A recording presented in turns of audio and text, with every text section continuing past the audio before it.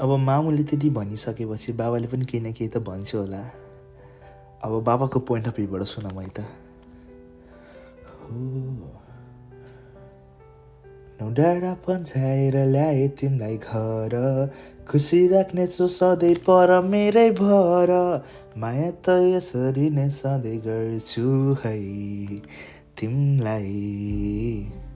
सबै सपनाहरू पुरा गर्ने म छु, आँखाबाट कहिले झर्न दिन्न आँसु, घर सम्हाले झै मलाई पनि सम्हाल है सधैँ।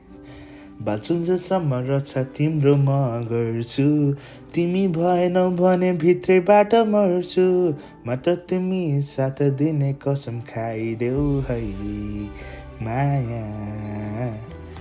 जाँदिन तिमीलाई छोडी यो भिडमा, सधैँ आफै लाउँछु सिन्दुर तिम्रो शिरमा।